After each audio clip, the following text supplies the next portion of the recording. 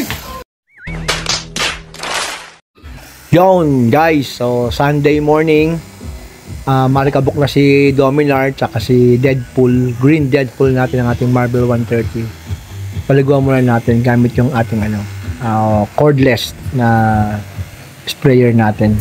Yan.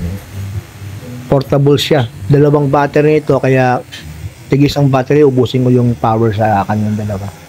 Yan. Basahin muna natin para lumambot yung mga dumi-dumi. Madaling punasan mamaya. Yan. Green Deadpool, unang ligo ng portable natin, washer. Yan. So yun, meron siyang kasamang yung liquid soap na lagayan niya, tapos yan, buganan natin. Malakas din bumuga. Yan. Yan. May pressure din siya, oh.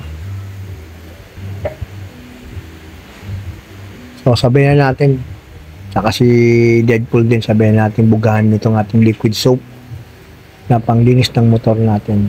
Yan. Dahil kahapon, bumiyay kami na Marilaki.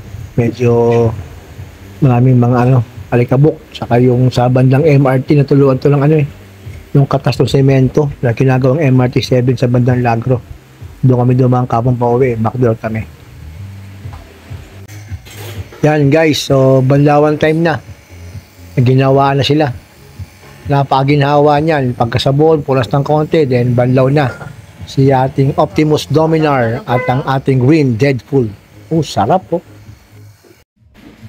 Ito rin, meron tayong nabili sa Lazada na blower naman para yung mga hindi kayang abutin or naabot ng ating pamunas, yung blower na magpapatuyo para iwas kalawang din. Malaking bagay itong blower natin. Ayan yung mga sulok-sulok na yun, no? Na hindi na abot yung pamunas, blower na para may tabo yung tubig at madaling matuyo. Yan.